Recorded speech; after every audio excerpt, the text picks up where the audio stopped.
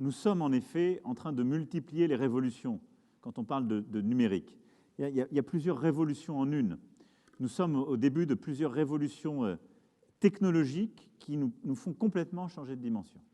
On a la révolution de l'intelligence artificielle qui va totalement changer la productivité et même aller au-delà du pensable dans énormément de verticaux, de l'industrie à la santé en passant à l'espace. À côté de la révolution de l'intelligence artificielle, il y en a une deuxième qui, pour moi, est totalement fondamentale, qui est celle du quantique, qui va, là aussi, par la puissance de calcul et la capacité d'innovation, profondément changer notre industrie, en changeant l'industrie des capteurs, et donc ce qu'on peut faire dans l'aéronautique, ce qu'on peut faire dans le civil, changer totalement la réalité du cyber, par exemple, et notre puissance de calcul, ce qui veut dire aussi la capacité qu'on a à résoudre des problèmes. Je prends l'épidémie que nous sommes en train de vivre. L'intelligence artificielle et le quantique sont des instruments de gestion, de transformation de gestion de l'épidémie. C'est-à-dire que vous pourrez régler des problèmes qui aujourd'hui prennent des semaines en un jour. Vous pourrez régler des problèmes de diagnostic peut-être en quelques secondes grâce au croisement de l'imagerie médicale et de l'intelligence artificielle.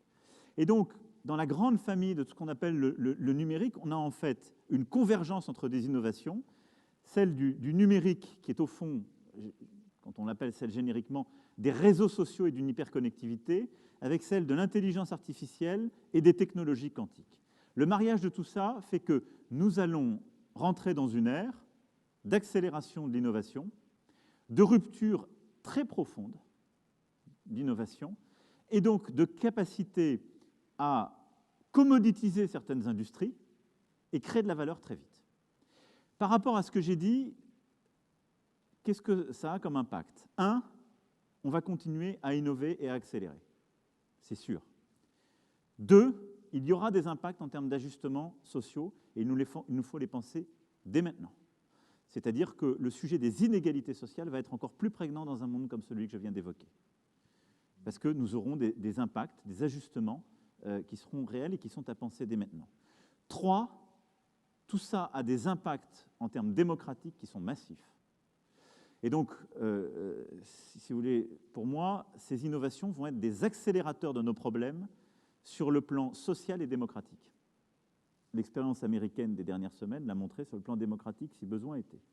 4, la bonne nouvelle, c'est que je pense que sur la résilience de nos systèmes et la réponse à la crise climatique, on a sans doute sous-estimé l'apport de l'innovation. Et je pense aussi que toutes ces technologies vont nous permettre beaucoup plus vite de répondre aux défis climatiques. Et donc, si je regarde, je prends 2 pas de recul par rapport à tout ce qu'on est en train de se dire, je pense que nos économies vont devoir de plus en plus investir dans ces innovations, il faut y aller à fond. Je pense que si on s'y prend bien et qu'on coopère entre nous, ces innovations vont nous permettre de créer de la valeur, de répondre aux défis économiques. Elles vont nous permettre, je l'espère, je le crois possible, de répondre plus vite aux défis climatiques. Et c'est aussi pour ça que moi je crois à ce que j'appelle l'économie du mieux, la réponse climatique par l'innovation plutôt que par l'arrêt des activités. Mais elles vont nous poser des problèmes sur lesquels nous n'avons pas assez réfléchi en termes démocratiques, en termes de liberté publique et d'augmentation des inégalités sociales dans nos différentes nations.